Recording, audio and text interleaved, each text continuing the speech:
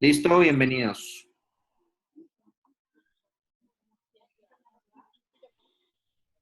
Bueno, muy buenos días para todas. Y en primer lugar, muchas gracias por estar aquí. Yo creo que es un día clave histórico para la terapia manual de nuestro país, porque la intención de todo lo que vamos a hacer ahora en la mañana es reactivar la asociación que se creó en el 2004 y que, pues, por diferentes motivos, por muchas cosas, se fue como durmiendo. Y un poco la intención que tenemos como antigua junta, como antiguos miembros de la asociación y con el apoyo incondicional yo digo especialmente de Diana, que fue la que más nos ha empujado y nos ha movido a hacerlo, es programar charlas, programar actividades, que nos actualicemos y les tenemos ahí una sorpresa para el final para contarles un poquito acerca de los beneficios y las ventajas que hemos logrado tener para este grupo. Y cada uno de los encuentros que tengamos tendremos también un invitado especial que nos amplíe los conocimientos, que nos pueda dar un poco de su experiencia y que pues no nos quedemos quietos con lo que vamos aprendiendo y hemos aprendido en la especialización. Pero de verdad que les agradezco en el alma a los estudiantes de la especialización, porque yo sé que ahí está el futuro de esta asociación. Ya nosotros dejaremos las cosas, si Dios quiere, mejor y dar más, pero pues el futuro está en manos de ustedes. Como les decía, vamos a tener invitados especiales en cada reunión que tengamos y hoy tenemos a Andrea Milena Espinosa, que es profesora nuestra en la Sabana, que es fisioterapeuta, especialista en cuidado crítico, magíster en fisioterapia neuromusculoesquelética de la Universidad de La Rioja, en España. Ha sido una persona que lleva trabajando con nosotros, con la escuela, con la universidad, por unos 4 años y medio, y en el transcurso de su trabajo es que ha ido también haciendo su máster. Es un máster que tiene todos los elementos y componentes también de la terapia manual, que en otros países se llama neuromusculoesquelética. Y Andrea Milena ha hecho unos trabajos muy bonitos, sobre todo con estudiantes en todo lo que es la parte de inducción facial. Y hoy va a compartir con nosotros un trabajo que yo creo que es ejemplo para todas y para poder visualizar todas las posibilidades que tenemos con la terapia manual y con la inducción facial. Muchas gracias. Y bueno, empezamos con la actividad. En el transcurso del día lo que vamos a hacer después de eso es contarles un poco, después de la presentación y algunas preguntas que tengan. Vamos a hacer una presentación de lo que es la asociación y cómo ha evolucionado y un informe que vamos a dar. Luego tenemos un coqueto refrigerio que toca subir al 5º piso para tomarlo, porque aquí no hay mucho espacio para servirlo, y luego seguiremos en la actividad que tenemos programada. Buenos días para todos. Gracias, Pati, por la presentación. Gracias a todos por la invitación.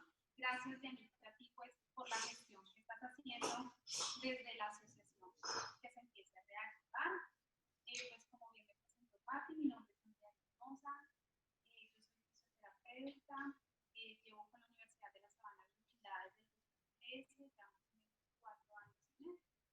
¿Y por qué la presentación? Porque pues como ustedes pueden ver, mi primera fortaleza y mi primer estudio fue el cuidado crítico. Siempre ejercí el cuidado crítico, trabajé hartos años en hospitales de cuidado intensivo, adulto pediátrico en Bogotá, y conocí la terapia manual siendo docente de la Universidad de La Sabana. Los estudiantes que tenía en las prácticas donde yo guío en la rotación fueron los que me enamoraron de esta hermosa especialización. Y yo ahora los enamoro a ellos. Entonces, les voy a presentar un tema muy bonito con el título de Inducción miofascial de diafragma en disfunciones pulmonares y digestivas. Para mí, en lo personal, desde la experiencia que ya tengo y de todos los estudios que se han hecho con los estudiantes, es un tema netamente transversal en todo el ámbito de la fisioterapia. No solamente desde la parte pura de terapia manual, sino desde el cuidado crítico, desde la parte neuromusculoesquelética, desde la parte tegumentaria, desde la parte deportiva, desde todo. Y ya lo vamos a ver por qué.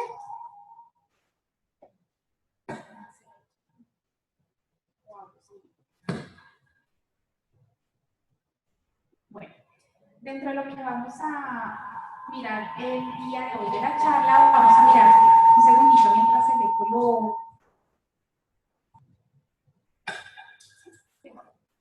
Listo. Dentro de lo que vamos a mirar en la charla,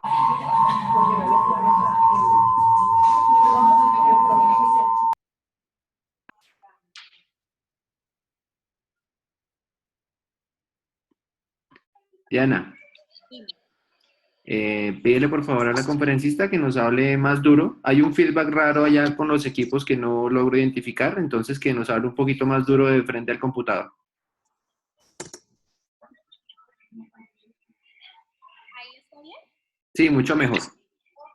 Bueno, entonces de la tabla de contenidos que vamos a revisar, dentro de la temática va a ser generatividad de dispositivas, interacción de la caja torácica con la cintura escapular, interacción de actitud postural con caja torácica y cintura escapular, toda la mecánica de la respiración y biomecánica del diafragma, cadenas miofaciales de la caja torácica y fascia, y desde evidencia, controversia y realidad.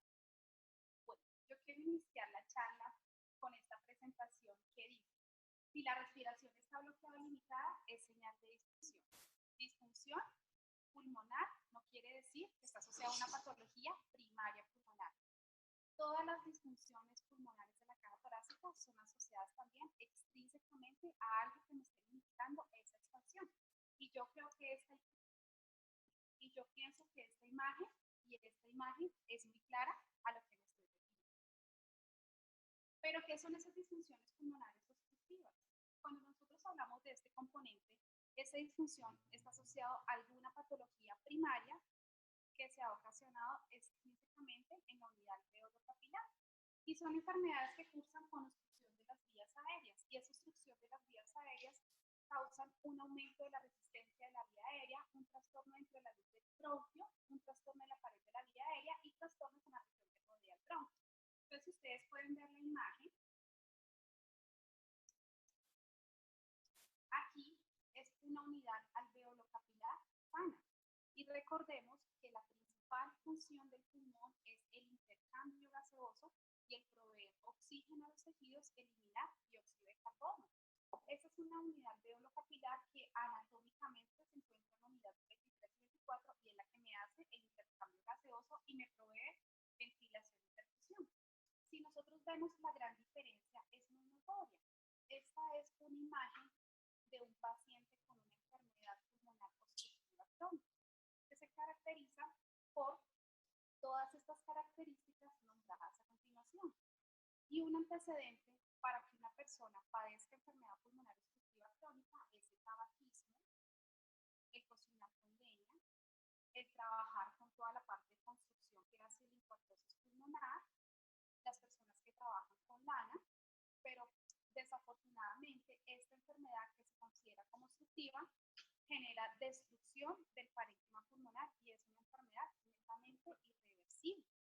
Y el primer tratamiento en esta enfermedad es garantizar que esta unidad alveolo-capilar otra vez se vuelva a abrir para mejorar el intercambio gaseoso.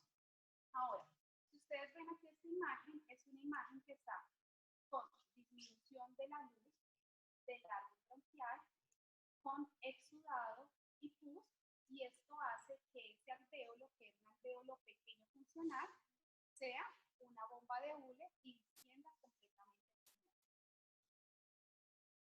Y las características de las disfunciones pulmonares restrictivas son enfermedades en que esa expansión del pulmón está restringida. Entonces, cuando nosotros hablamos de disfunciones pulmonares restrictivas, estamos hablando de esta unidad interna que se llama el parénquima pulmonar y de una unidad externa que se llama la pleura visceral y la pleura parietal. estamos haciendo un esfuerzo por transmitir, entonces necesita 15 segundos para...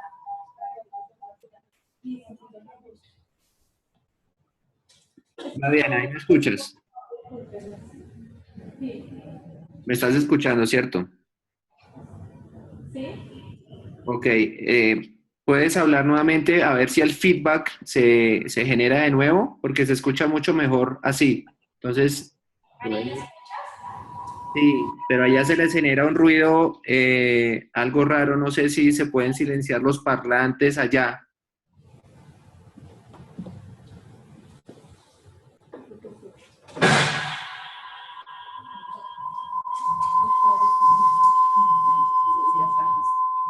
¿Ya? ¿Te Habla, preguntas? por favor. Hola. Ustedes escuchan un pitico feo allá, ¿cierto? Ya no. Ah, sí. Sí, Álvaro sí está diciendo que hable y que nos lo haga otro. sí, es que por eso tuvimos que parar. Eh, ¿Hay unos parlantes allá? ¿Activaron algún sonido en el auditorio que puedan apagar? Dime. Hay algún micrófono o parlantes que estén funcionando allá que podamos apagar? Ya los apagué.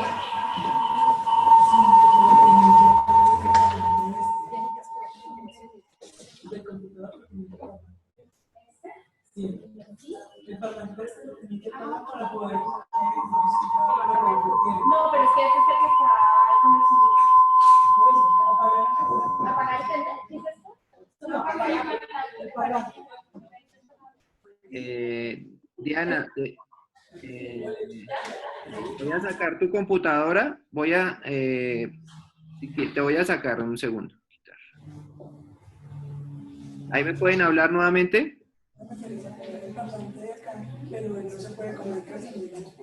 Háblame. Sí, pero se apaga el parlante cuando no. Entonces el parlante no hace el eco. Diana, ya se escucha muy bien. Mira tu WhatsApp. Creo que ya quedó solucionado. Pueden retomar.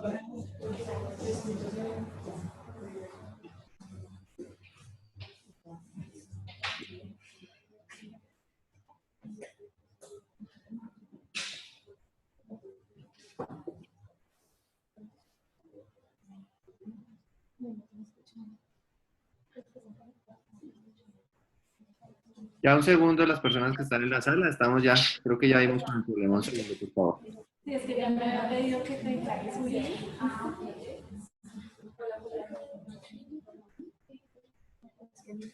Sí. O sea, entró su... ¿Quién empieza? Pero... pues,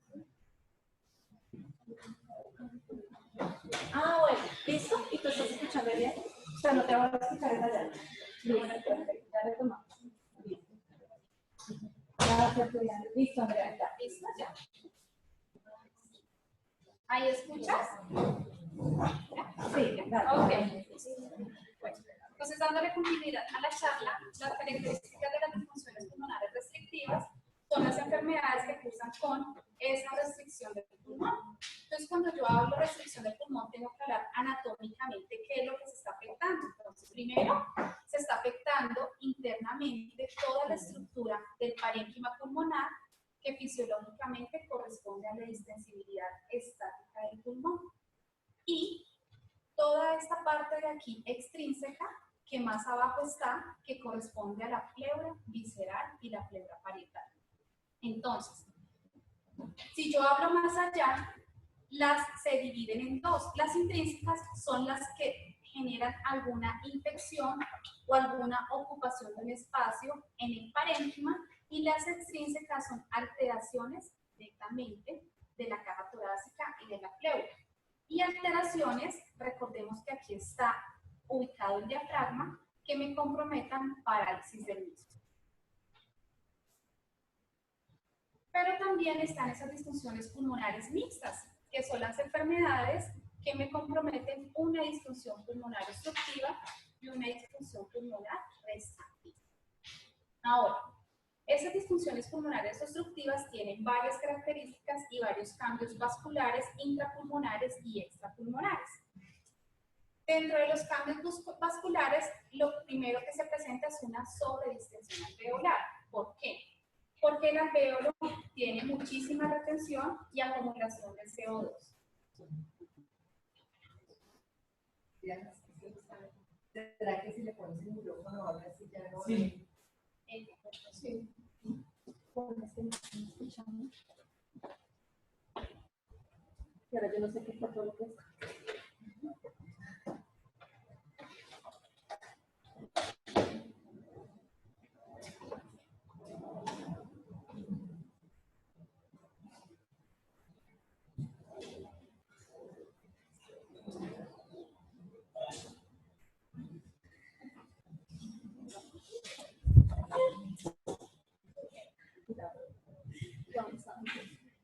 escuchan bien ahí? Pregúntale que sí, con el micrófono me escuchan. Mejor, ¿sí? Pero se escucha, pregúntale si, o el tono, sí, perfecto. Ah, ok, mejor. Bueno, entonces esto es parte del evento. Entonces, ensayo de error. Muy bien. Entonces, dentro de los cambios vasculares hay una característica muy importante que es la sobredistensión alveolar. La sobredistensión alveolar lo que quiere decir es que el alveolo está más grande de sus características anátomo-fisiológicas. ¿Qué quiere decir? Que en una condición normal, nuestro pulmón es una bomba de látex, pero en condiciones fisiopatológicas es una bomba de hule, y el hule es rígido y difícil de ventilar. Pero esa sobredistensión alveolar tiene una característica muy importante, que es por el aumento de la retención de CO2 y la disminución de oxígeno en la unidad alveolo-capilar. Secundariamente, lo que me indica una comprensión mecánica. ¿Qué quiere decir? Que ese alveolo que está tan sobredistendido genera compresión de los otros alvéolos que todavía no están sobredistendidos, pero que todavía son funcionales. Entonces es como si los comprimiera y le generara una atelectasis. Y eso me genera disminución de la presión de oxígeno, una vasoconstricción a nivel del tejido, una disminución de ese flujo postcapilar y empiezan las compensaciones coronarias con un aumento de la frecuencia cardíaca para poder compensar ese gasto cardíaco. Y recordemos que el gasto cardíaco es el aporte que nos da el corazón a todos los órganos vitales. Dentro de los cambios intrapulmonares sigue persistiendo esa disminución de la presión arterial de oxígeno, hay un aumento de la presión de CO2, hay una disminución del aporte, hay un aumento de la resistencia vascular periférica por estrechamiento de la luz del árbol bronquial, hay una acomodación de los quimiorreceptores periféricos. ¿Qué quiere decir eso? Que cuando estas patologías son netamente irreversibles, los quimiorreceptores centrales y periféricos se adaptan a las respuestas hipoxémicas e hipercámicas. O sea que ellos responden a que normalmente si nosotros tenemos una presión arterial de oxígeno de 60 a 90 milímetros de mercurio y una presión de CO2 a nivel de Bogotá de 29 a 35, estos pacientes van a manejar presiones arteriales de oxígeno entre 35 y 40 y CO2 de 45 a 50. Y un CO2 tan alto tiene unas implicaciones gravísimas a nivel de todos los determinantes de la autorregulación cerebral.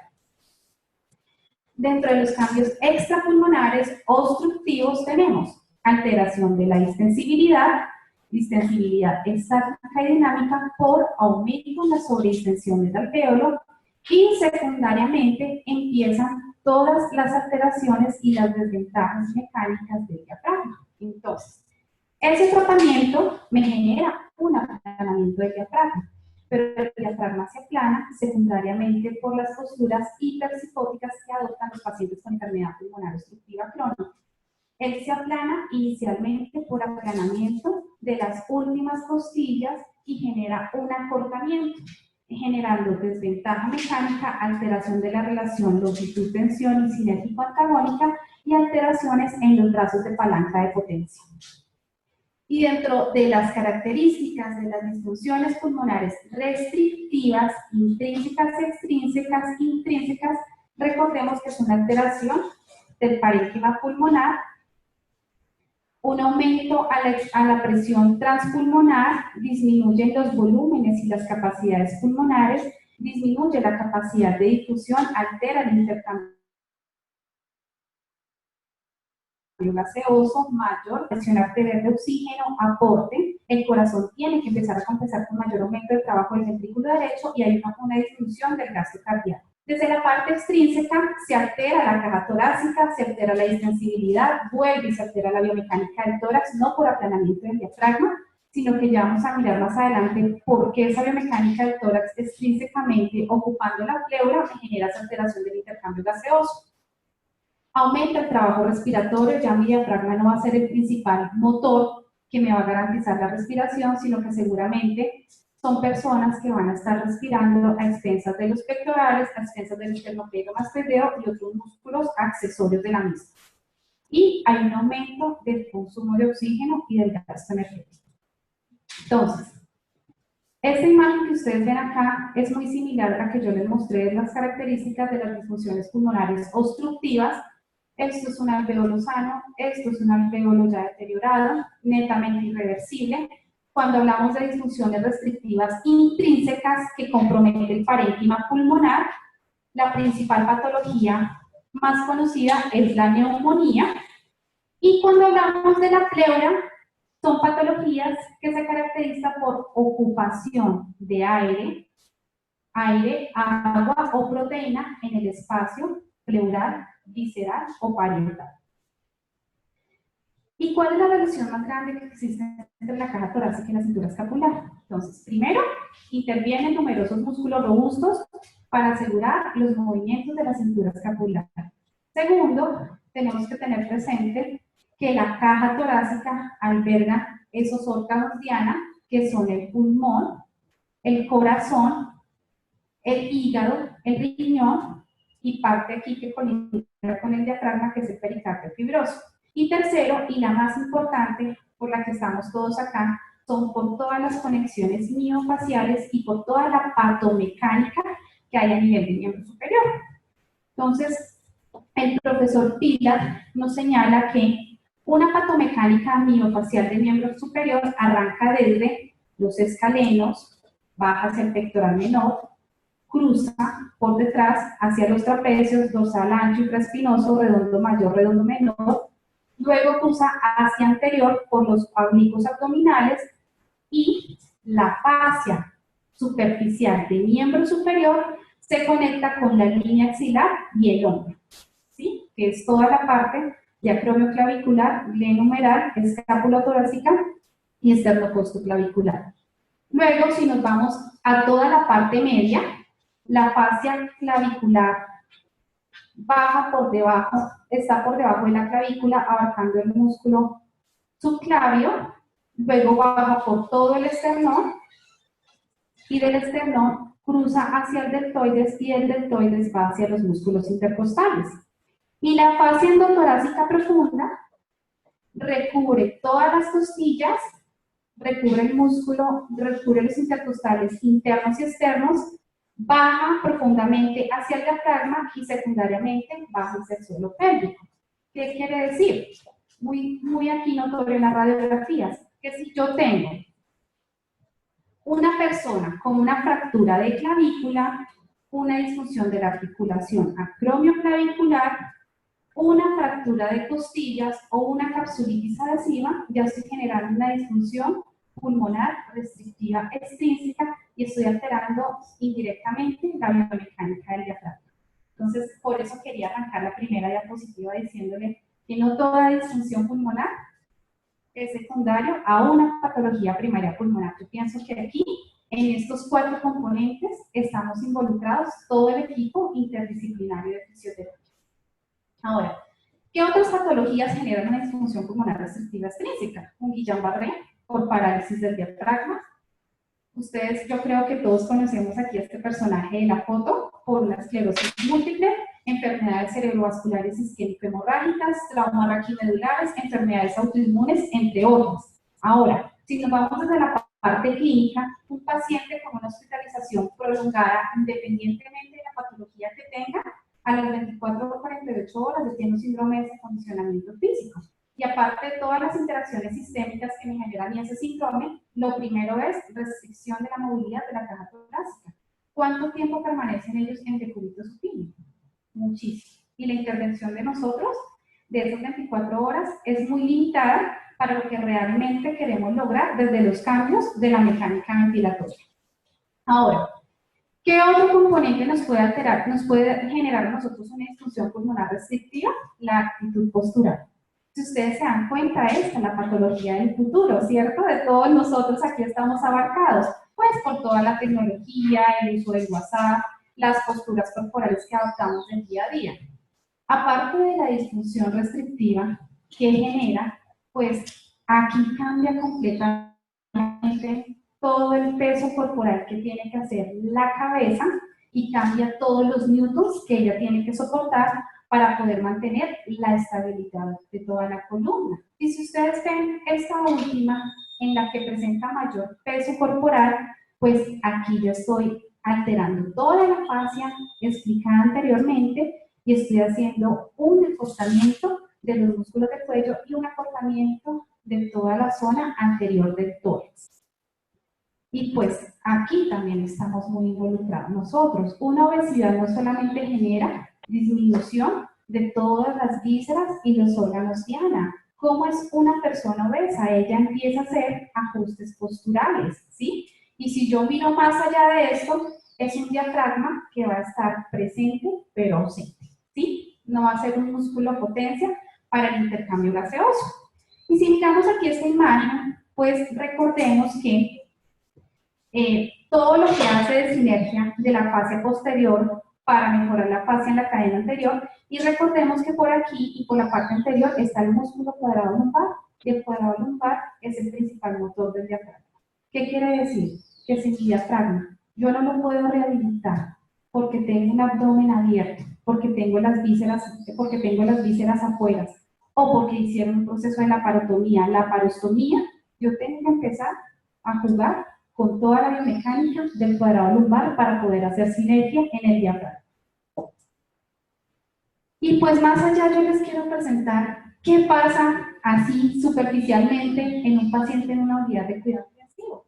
Bueno, la ventilación mecánica es una presión positiva continua en la vía aérea. Normalmente en nuestro pulmón nosotros tenemos presiones negativas que junto con la presión subatmosférica generan cambios y gradientes de presión y hacen intercambio gaseoso. Pero un paciente en ventilación mecánica con una presión positiva continua en la vía aérea hace compresión de todos los grandes vasos, inclusive compresión del diafragma.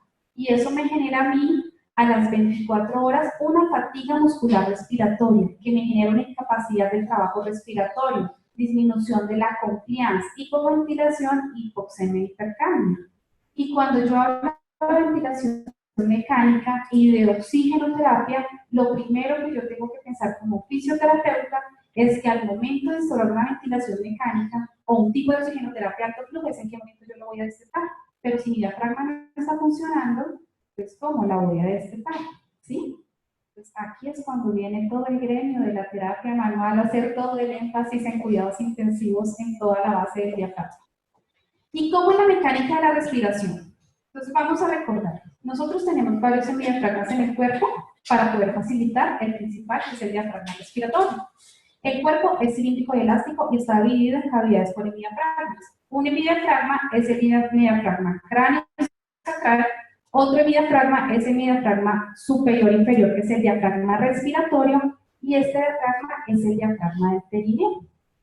Y como está dividido en cavidades por hemidiafragmas el cuerpo, ellos son los que regulan esas presiones internas sistémicamente. Y tienen una activación directa con el sistema nervioso central, porque el sistema nervioso central es el que le lleva información eferente al sistema nervioso vegetativo para activar el diafragma. ¿Qué quiere decir eso? Que si yo estoy sin ninguna patología pulmonar primaria instaurada médicamente, pero empiezo a cursar con aumento de la frecuencia respiratoria o disminución de la frecuencia respiratoria, por cualquier cosa que me haya pasado, estoy enviando un mal input al sistema nervioso central que me genera mal input al vegetativo y empieza el diafragma a trabajar anormalmente. Y pues si mi diafragma trabaja normalmente, la consecuencia directa va a ser el acortamiento visceral. Bueno, ¿y por qué el peritoneo? Pues porque dentro de la caja torácica se abarca toda la función del peritoneo. Y cuando nosotros hablamos del peritoneo, es el único nexo que garantiza la absorbencia de la cadena visceral y la absorbencia de la cadena muscular. Y una capa celular es denominada fase propia que une el peritoneo con toda la pared muscular. O sea que una deficiencia del diafragma me está generando una deficiencia de toda la cavidad visceral ubicada anatómicamente en el peritoneo. ¿Y cómo se comporta el diafragma? Bueno, el diafragma es el principal músculo respiratorio que tenemos. Es el principal agonista, el diafragma, normalmente dentro de la parte pulmonar nosotros movilizamos unos volúmenes y unas capacidades. Lo normal del volumen es de 500 mililitros, de los cuales 150 se van por toda esta área que es la de conducción y 350 se va para la unidad de oro capilar a hacer intercambio gaseoso. Y resulta que este diafragma moviliza el 70% del volumen corriente para poder garantizar esa función principal en el pulmón. Cuando yo hablo del diafragma, pues el diafragma es un músculo que separa la cavidad abdominal de la caja torácica. Y es el principal músculo de la respiración, inervado desde el plexo cervical por C3 y C4, que es el frénico. Tiene inervación mixta, sensitiva y motora. Anatómicamente, el diafragma tiene dos ligamentos. Hay un ligamento arqueado medial que forma la fascia del músculo psoas-ilíaco y el ligamento arqueado lateral que forma la fascia del músculo cuadrado lumbar. O sea que cualquier acortamiento del psoas-ilíaco o del cuadrado lumbar me están generando a mí un acortamiento del diafragma. El diafragma en los procesos de respiración, ¿cómo se comporta? Cuando yo tomo aire, tengo que movilizar mi primera y mi segunda costilla, dado por el escaleno anterior y el medio. Secundariamente, los intercostales externos rotan, la presión pleural se vuelve más negativa y el diafragma desciende para hacer soporte al peritoneo y a todas las vísceras. La inspiración es un proceso netamente activo y la expiración es un proceso pasivo. Dentro de la biomecánica, pues el apoyo sería el pulcro. Si yo estoy hablando desde esta posición, la potencia sería este músculo y la resistencia sería la gravedad, que es lo que yo tengo que vencer. El diafragma trabaja con un 55% de fuerza, o con un 75% de fuerza, 50% fibras tipo 1, que son las resistentes, capilarizadas, aeróbicas, resistentes a la fatiga, y el restante, 25, con un tipo 2, que son las anaeróbicas, no capilarizadas, no resistentes a la fatiga y rápidas. Y el diafragma tiene unas conexiones muy importantes. Entonces, si yo miro aquí, algo se tiene que conectar desde el miembro superior con miembro inferior, independiente de las cadenas viscerales y de las cadenas faciales. Si ustedes ven aquí, aquí está el centro frénico, porque el diafragma lo originan las fibras costales, vertebrales y externales. Por el centro frénico pasa la vena cava superior y pasa el esófago y pasa el arco aórtico. O sea que si yo tengo compresión del diafragma, ¿cómo voy a garantizar perfusión hacia mi miembro inferior? Y pues dentro de esa fascia endotorácica profunda que va al diafragma, ella llega hacia el suelo pélvico. Entonces, recordemos que el suelo pélvico tiene una fascia parietal y visceral compuesta por una fascia endopélvica, tiene ramas viscerales de la arteria hipogástrica destinada a los órganos pelvianos, y las funciones de la fascia endopélvica son rodear los órganos, contribuir a su fijación, actuar como lámina conductora de vasos. ¿Qué quiere decir esto? Que un acortamiento del diafragma me genera acortamiento del pericardio fibroso, pleura, riñón, hígado y toda la función digestiva. Y pues por este orificio es donde yo les hablaba que se comunica toda la parte inferior. Recordemos que están los riñones posterior a nivel de L1. Si yo no tengo una adecuada inervación de mi diafragma y si mi arco aórtico descendente está estrecho, genero secundariamente disminución del flujo sanguíneo al sistema renal. Hago una hipoperfusión, estrechamiento del esófago y de la aorta descendente. Pero más allá de esto, nosotros ¿cómo logramos movernos? Pues afortunadamente gracias al sistema musculoesquelético y a su propiedad contráctil y a estos cuatro tejidos, al epitelial, al nervioso, al muscular y al conectivo, que vamos a empezar a retomarlo. Entonces, siempre que nosotros nos movemos, siempre nos preguntamos cómo el músculo se conecta al hueso, a los ligamentos, cómo se conecta a los tendones y cómo es el resto del recorrido. Pues cuando nosotros nos respondemos todas estas preguntas, tenemos que mirar que pues todo nuestro conectivo, todo nuestro tejido nace desde el mesodermo y desde ahí tenemos nuestra primera conexión. Que secundariamente el tejido, existe un tejido conectivo muscular, que ese tejido conectivo muscular está compuesto por fascias y desde ahí nace todo el concepto de cadenas miofaciales. Cuando nosotros hablamos de cadenas miofaciales, estamos hablando de cómo son las conexiones miofaciales desde la parte anterior, posterior, cruzadas y profundas. Y si yo hablo de esta zona, que estoy comprometiendo una cadena muscular superficial anterior, estoy retomando mis esternocleidomastoideos, los bioideos, el pectoral mayor y menor, los rectos, desde el miembro superior, deltoides anterior, braquial anterior, bíceps, flexores de los dedos, miembro inferior, aductores, cuádriceps tibial posterior y cráneo, bucinador orbicular de los labios y pieterilloideo externo. Si ustedes se dan cuenta, es toda esta línea que baja aquí. Cuando yo hablo de una cadena muscular posterior, estoy hablando de esta línea que me compromete a nivel del tronco, los espinales, dorsal ancho, que participa en toda la fase torácica anterior, miembro superior, deltoides posterior, vastos internos del tríceps braquial, extensores dedos, miembro inferior, glúteo mayor, semitendinoso, semimembranoso, gemelos internos y sóleo, y desde el cráneo viene toda la parte suboccipital y occipital, recordando en las diapositivas anteriores como una posición de la cabeza adelantada me generaba un acortamiento también de toda mi cadena anterior. Si yo hablo de una cadena lateral, ¿sí? Está toda la parte anterior del esternocleidomastoideo, la parte del miembro superior deltoides, coracobraquial, bíceps, radiales y cubitales anteriores, miembro inferior, glúteo medio y menor receptorio, tibial anterior y el cráneo. Maceteros, pterigoideos internos, haz anterior temporal. ¿A qué quiero llegar con esto? Que esta cadena lateral que me involucra parte de la articulación temporomandibular, ¿qué me quiere decir? Que un acortamiento de la fascia, del cráneo y de la articulación me empiezan a generar secundariamente una limitación en la apertura de la articulación. Y esa limitación por acortamiento de fascias de la articulación me genera que esas presiones que tiene que manejar la temporomandibular dependen secundariamente de todas las presiones que hay en el tórax. Si yo tengo una limitación de la apertura, no voy a garantizar un adecuado volumen corriente hacia mi diafragma. Uno es eso. Dos, por otra parte, que la articulación temporomandibular pues tiene la función de estabilidad postural y tiene la estabilidad del manejo de las presiones del tórax, la presión intracraneana y la presión interna del oído.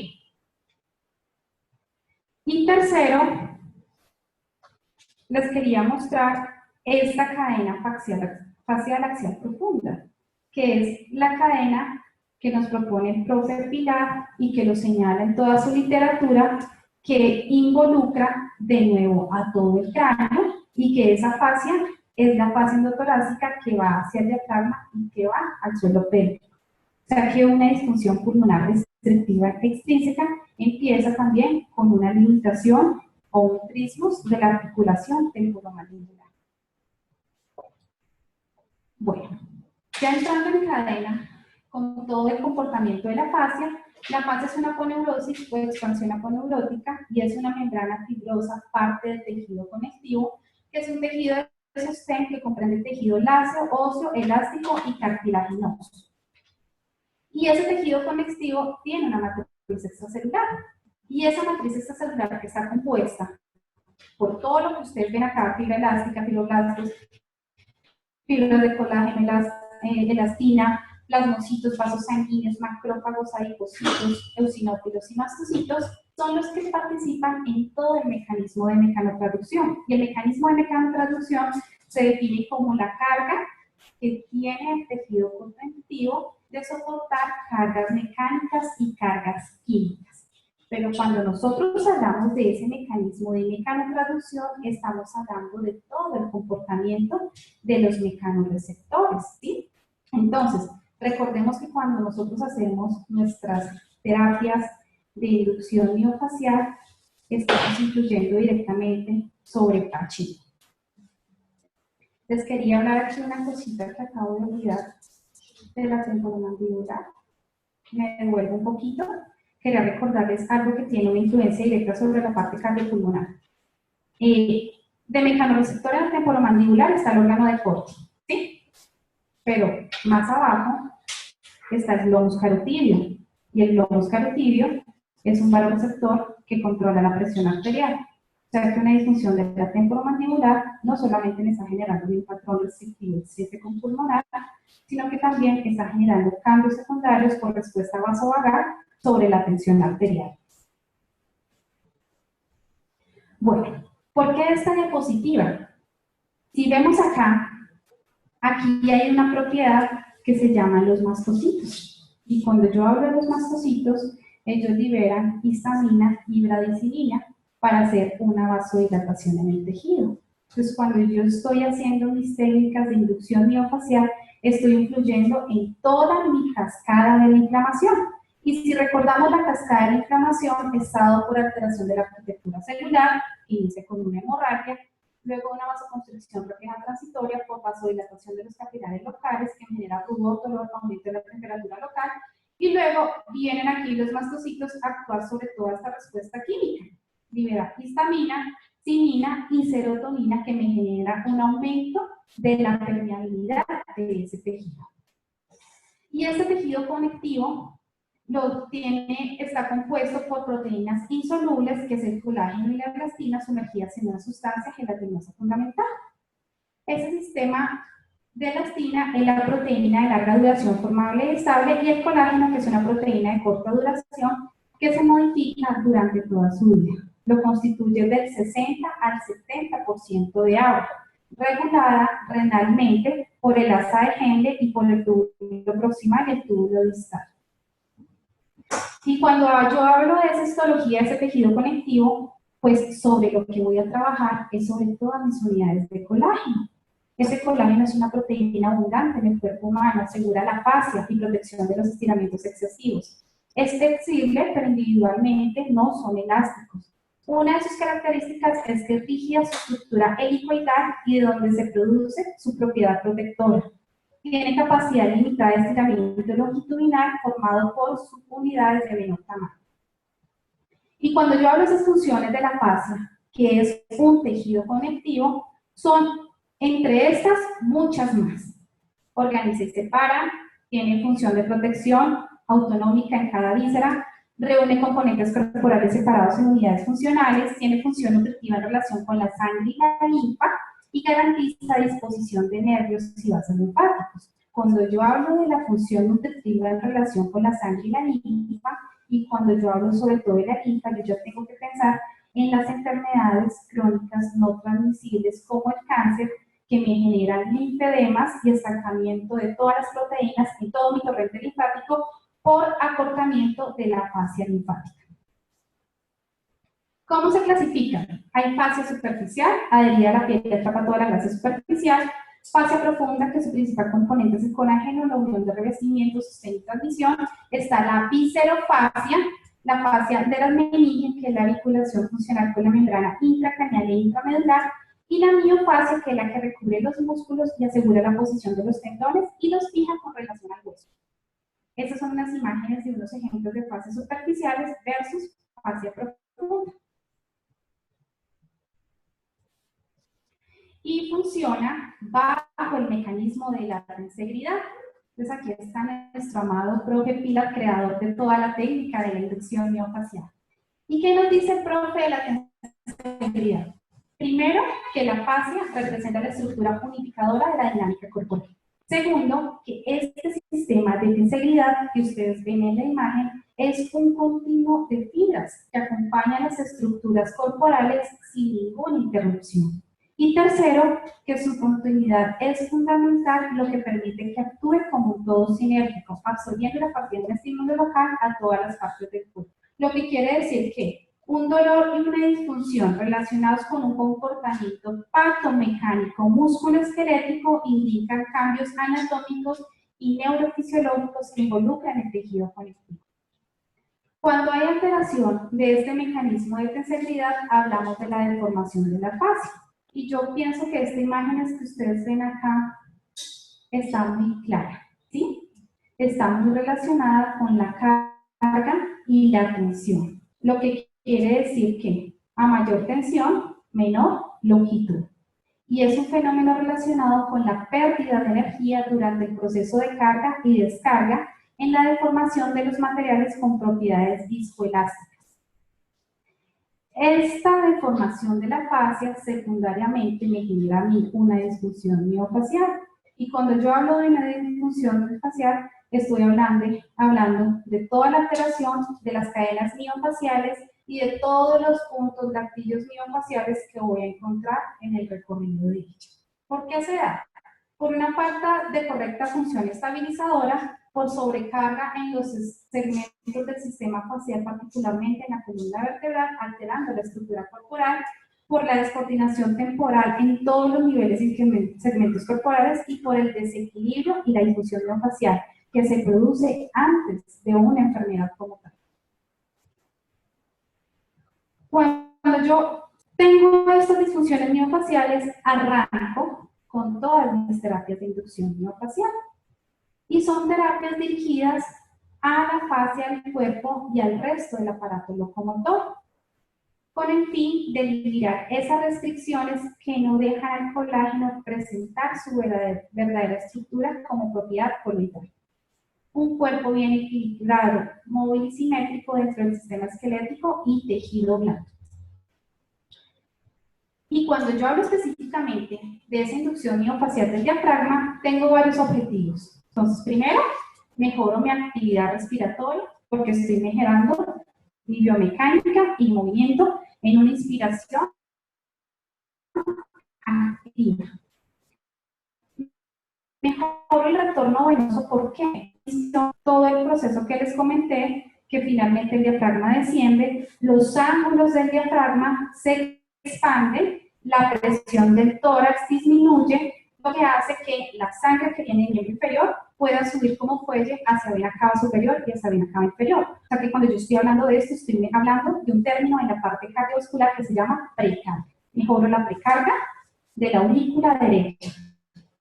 Mejora la circulación linfática. En la inspiración, la linfa va hacia los conductos venosos y en la expiración, la linfa va hacia los conductos torácicos. Mejoro la disposición de los nervios y mejoro esa disposición del tubo gástrico por la conexión que hay a nivel del centro frénico. Y pues, ¿cómo es la técnica? Entonces, aquí se me pone una foto de la inducción miofacial de los pectorales, pero la técnica es posición del paciente sentado en la camilla, posición del terapeuta detrás del paciente, se realizan unos deslizamientos desde el centro hacia afuera al movimiento del paciente y uno lo va acompañando con la respiración.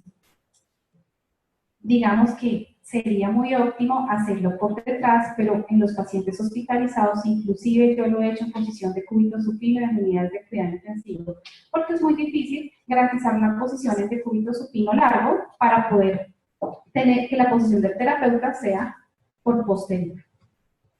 Esto es otra parte, yo les dije a ustedes que para que haya una adecuada función del diafragma tiene conexión todas cuadrados y pectorales. Y eso es el trabajo que han hecho mis estudiantes de la Universidad de La Sabana. Bueno, si yo hablo de evidencia, la evidencia empezó desde toda la relación anatómica que hay con el diafragma, el psoas ilíaco y el suelo pélvico. Y Jones en el 2001 resumió cómo toda esa biomecánica de esos tres centros integradores forman el diafragma superior y transverso. Por otra parte, en el 2010, otro autor, Janssens, refirió que toda la fatiga de los músculos genera una rígida estructura de control propioceptiva y disminución de la estabilidad postural. Eso hace que secundariamente se presente una hiperventilación que afecta a los sistemas sensoriales y motores interoceptivos del control postural. Y esto finalmente me genera a mí una fatiga muscular respiratoria, que no es directamente por dolor lumbar. Otro autor, G, en el 2010, resumió que todas las alteraciones del equilibrio ácido-base, dado por acidosis o alcalosis, generan fatiga respiratoria y generan manifestaciones netamente neurológicas. Este mismo autor hizo un estudio controlado aleatorizado con pacientes de dolor moderado crónico de espalda baja y durante los 6 meses de rehabilitación, con este diagnóstico empezó a hacer solo rehabilitación respiratoria y mejoraron inmediatamente toda la sintomatología. Y ya la evidencia que se ha realizado con la Universidad de La Sabana con las estudiantes, se empezó a hacer un estudio de liberación miofascial en manejo con pacientes con enfermedades restrictivas pulmonares en el Hospital Universitario La Samaritana. El instrumento de evaluación que tuvimos fue la categoría de ventilación y respiración, intercambio gaseoso. Desde la apta, escogimos unos pacientes que estuvieran ligados a ese tipo de disfunción. Entonces, dentro de las patologías que entraron, fueron reemplazo total de cadera, fractura del fémur, pacientes con derrames pleurales, hemotoras neumotoras, que eso finalmente me generan un síndrome de acondicionamiento físico. Entonces, como no teníamos unos estudios en la actualidad que nos pudiera soportar cómo esta técnica se comportaba en un paciente hospitalizado, lo que hicimos fue combinar la técnica de inducción miofacial con las técnicas de anglosajonas que utilizamos para la mejora de la función pulmonar en fisioterapia respiratoria. Dentro de las conclusiones que se tuvieron es que sí existe una diferencia estadística cuando nosotros aplicamos la liberación miofacial junto con esas técnicas o ayudantes con un adecuado chi cuadrado. En otro estudio se hizo la liberación miofacial versus ya que vimos que tenía algo de evidencia, entonces nos arriesgamos a mirar cómo esa inducción miofacial mejoraba en disfunciones pulmonares obstructivas y restrictivas, pero aplicamos a un grupo inducción miofacial y a otro grupo aplicamos fisioterapia respiratoria de las técnicas de anglosajonas. Volvimos a medir saturación, pulsoximetría y expulsión. En las recomendaciones sí pusimos realizar más estudios de tipo experimental, teniendo en cuenta que hasta ahora estábamos empezando a hacer estudios desde la parte clínica. Sin embargo, esa técnica demostró ser significativamente estadística para los pacientes con disfunciones pulmonares, obstructivas y restrictivas, y se demostraron grandes cambios sobre la expulsión torácica, expansión torácica y pulsoximetría. Otros estudios que se han realizado desde la especialización en fisioterapia en cuidado crítico, se creó un protocolo de la técnica de liberación miofacial de diafragma para pacientes candidatos a extubación en la ventilación mecánica en cuidados intensivos. Y secundariamente de haber creado el protocolo, se hizo la validación del protocolo de ese contenido para empezarlo a aplicar en las unidades de cuidado intensivo. Y se tuvieron en cuenta varios ítems. Acá hay una profe que nos colaboró con la validación, que es Catherine Ramos, como experta en el área, y se tuvieron en cuenta varias fases para mirar si no solamente la parte hemodinámica garantizaba que yo aplicara mi técnica, sino que también sino que si yo también estaba aplicando la técnica de una manera correcta. Esta evidencia se hizo estadísticamente con el APA de Cambridge, que también tuvo una muy buena significancia. Y bueno, este sí es un trabajo mío, que es mi trabajo de maestría.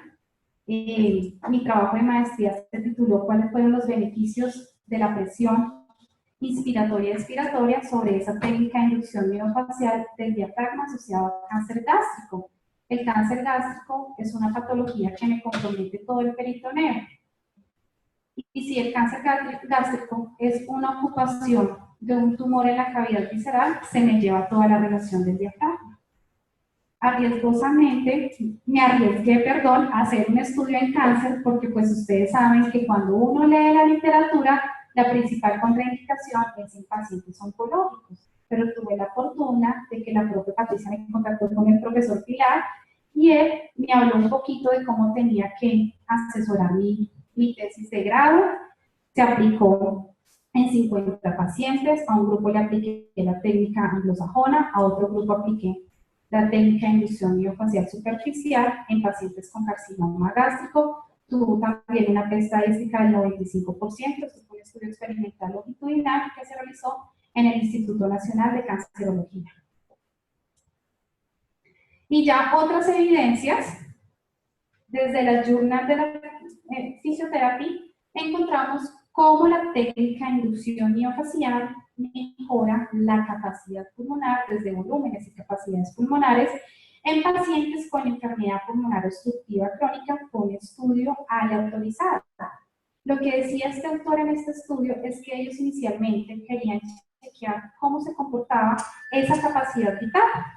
El paciente tuvo una gran mejora en volúmenes y capacidades pulmonares y secundariamente aplicaron un test de caminata de 6 minutos pre y post, y cuando lo realizaban post, después de haber realizado la técnica de inducción miofacial, el paciente refirió menos fatiga, hizo más vueltas y mejoró la velocidad del test. Entonces, con toda esta evidencia, recordar que yo no solamente mejoro mi mecánica, sino que mejoro mi precarga, mi poscarga, mi contractilidad desde propiedades contráctiles del corazón, hago énfasis sobre el volumen sistólico, frecuencia cardíaca, gasto cardíaco igual a aporte.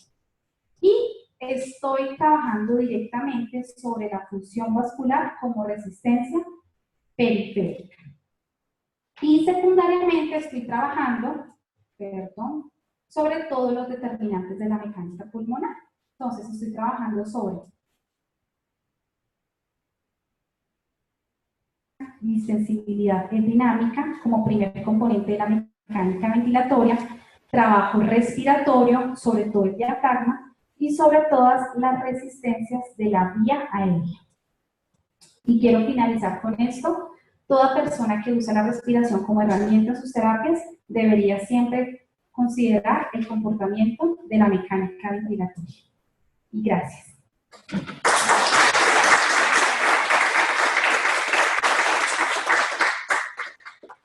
Si tienen alguna pregunta, con mucho gusto. Yo te quería felicitar, Andrea, porque creo que es ¿Las personas que están virtualmente tienen alguna pregunta? una cosa nueva. Yo lo que quería era preguntar cómo ha sido ese proceso de la práctica, digamos, de aprendizaje de los estudiantes de toda esta temática que en el fondo lo que es de todo lo que hagamos se manifiesta a distancia a través de la fase del tejido conectivo, de la matriz celular. ¿Y cómo reciben ellos eso? Porque a mí me parece, y cómo lo valoran también en la práctica. Me pregunto porque a veces uno, al salir los estudiantes de la universidad, uno esperaría que lleven ese distintivo, ese sello y que lo tengan muy interiorizado, y a veces pues como que uno no lo percibe. Entonces, Pues, profe, yo creo que las personas que pueden responder son dos personas que fueron estudiantes mías en el Instituto Nacional de Cancerología que están aquí presentes. Entonces yo invito a Alejandra y invito a Benji para que den su testimonio propio, sí, porque pues es más chévere. Primario que secundario. Entonces, pero te toca aquí porque estamos todavía.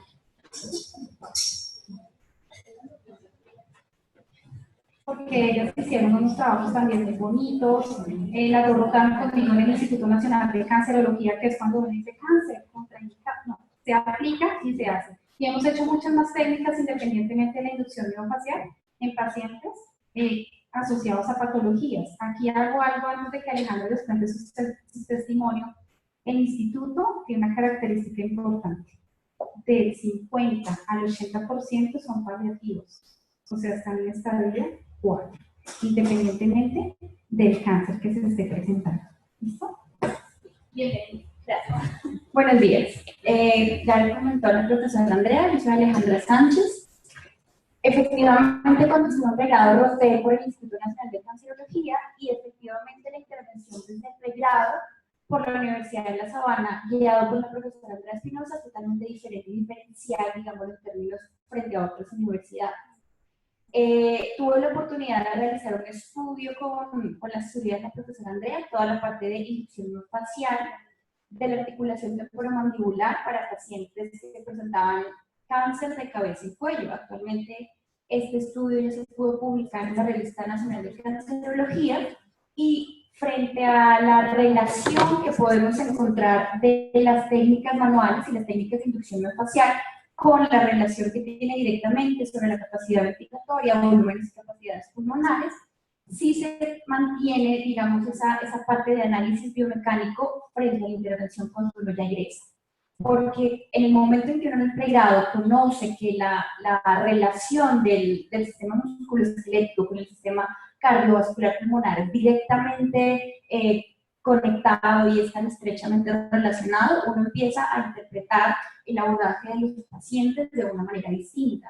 Comprendemos, yo desde que tuve la posibilidad de hablar con la profesora Andrea, comprendí esa dirección tan directa del diafragma como un pilar de convergencia de todas las cadenas musculares, y a partir de ahí, optimizando procesos ventilatorios, se ha visto y he podido evidenciar en mi práctica profesional que hay cambios muy notorios en cualquier disfunción de tipo musculoesquelético. Entonces, mi agradecimiento igual es para la universidad, que me formó con una excelente docente, y nada, vamos a escuchar a mi maestra.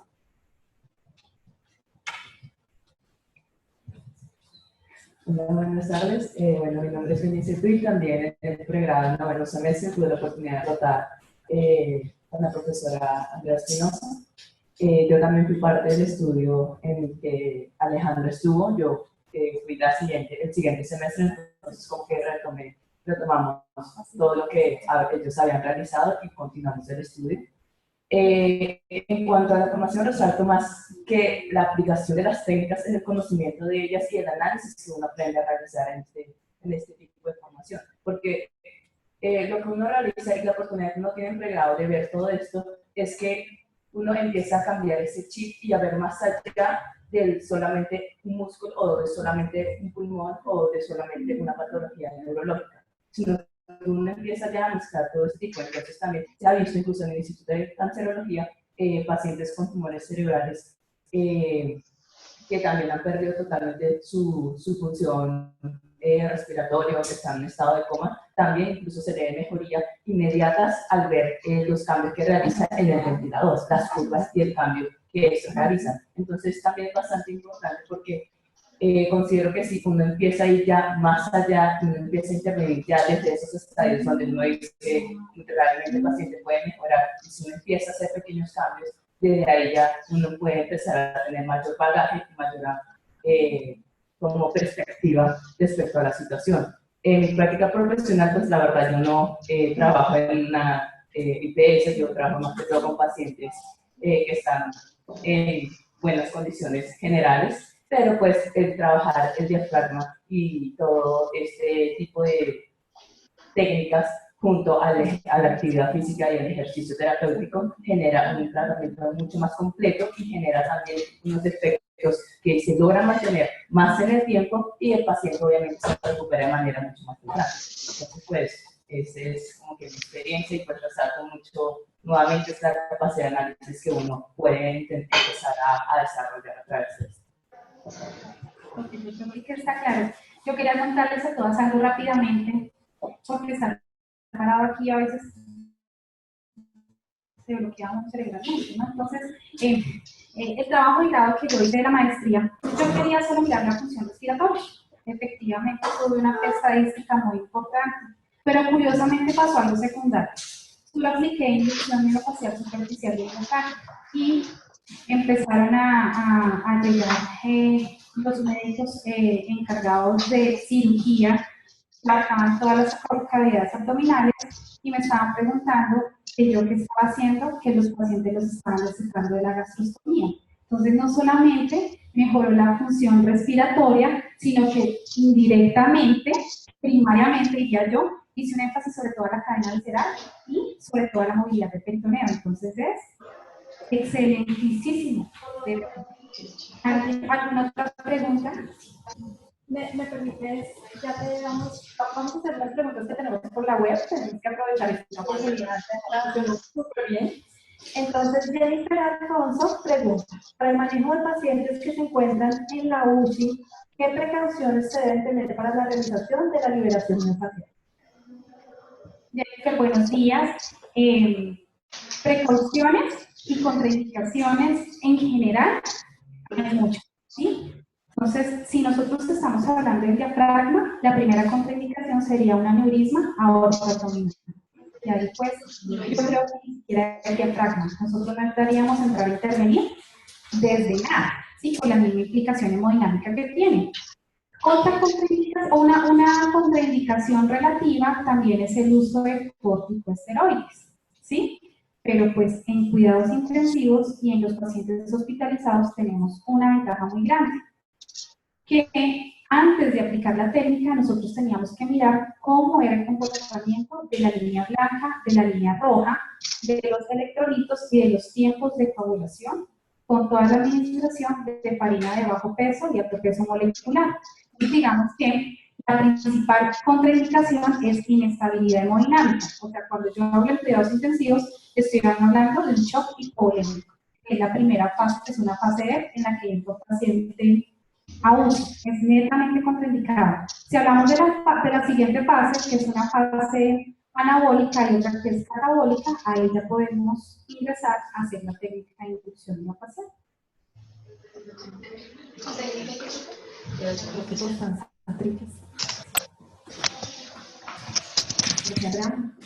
Felicitaciones y muchas gracias por compartir esta experiencia de investigación que de una u otra manera nos está mostrando la integración del individuo y el rol del fisioterapeuta en esa integración. Tengo que preguntar, la primera es, en el estudio que hiciste con enfermedades pulmonares restrictivas y pacientes con fibrosis quística,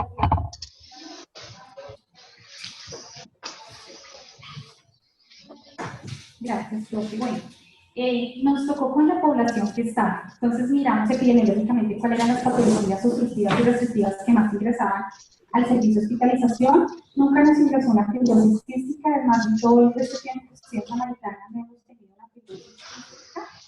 Y pues desde la experiencia que yo he tenido, cuando no sabía nada de estas cosas maravillosas, las fibrosis quísticas, las pocas que he tenido cuando tuve mi vida profesional asistencial, siempre llegaban con un mal pronóstico a cuidados intensivos, ¿sí?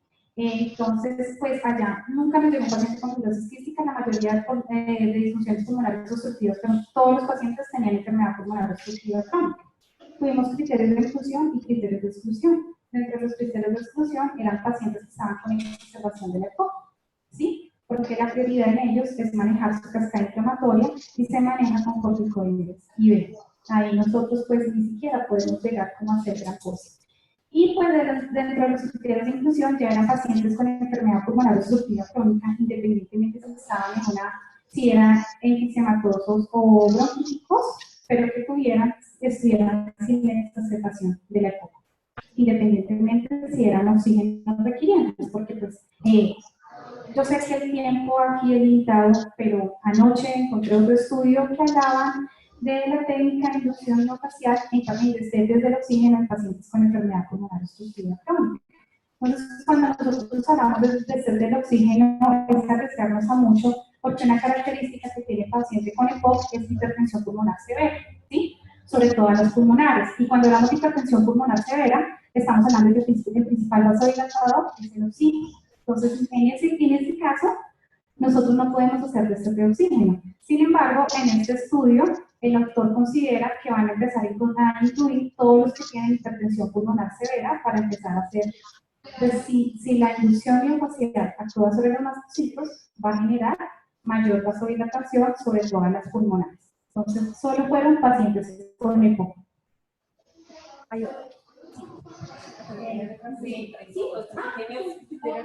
Continuidad, es continuidad para seguir en sí.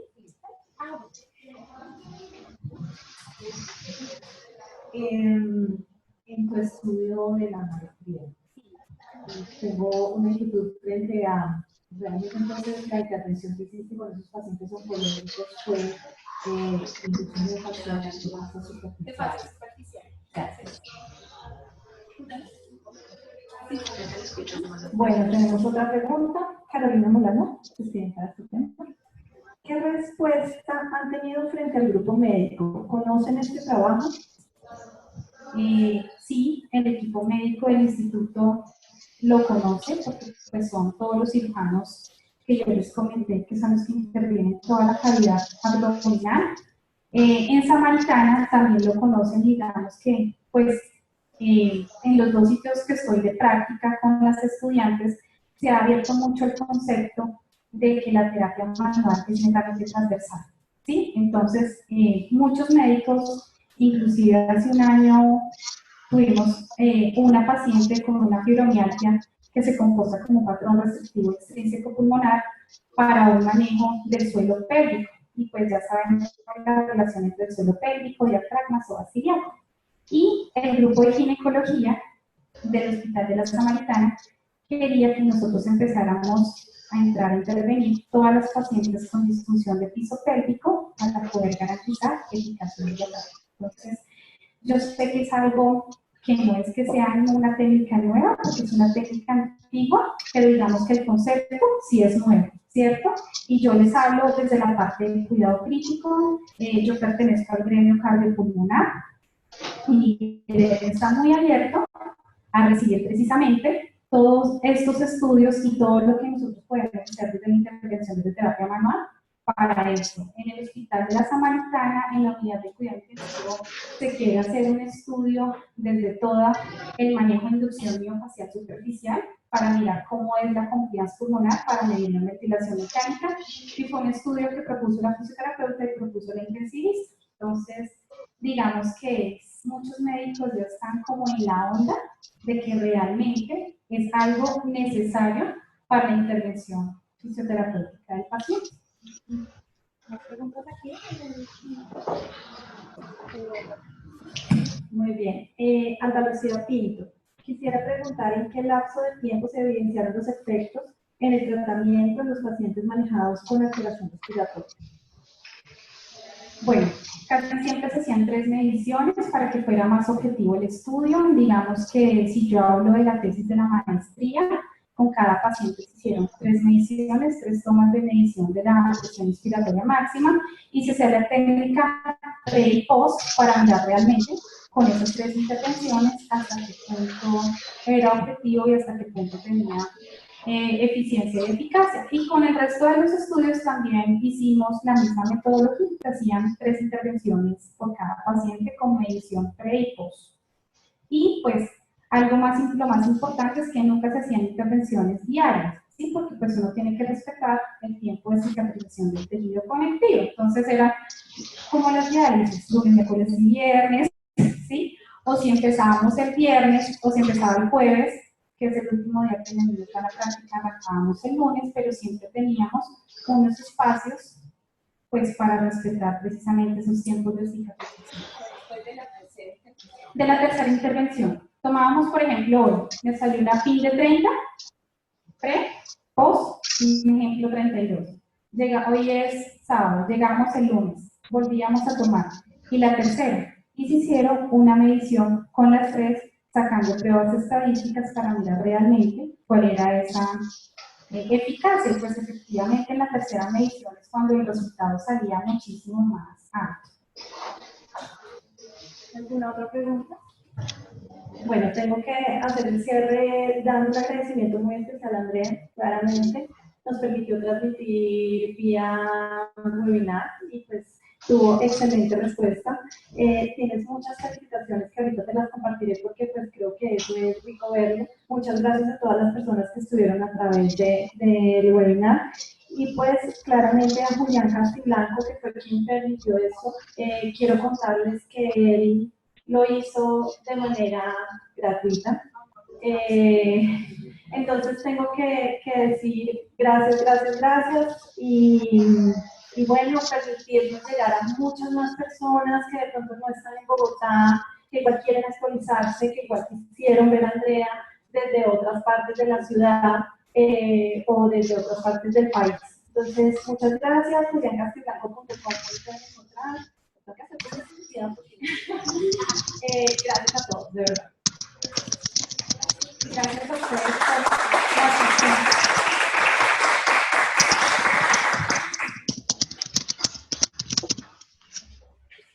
atención.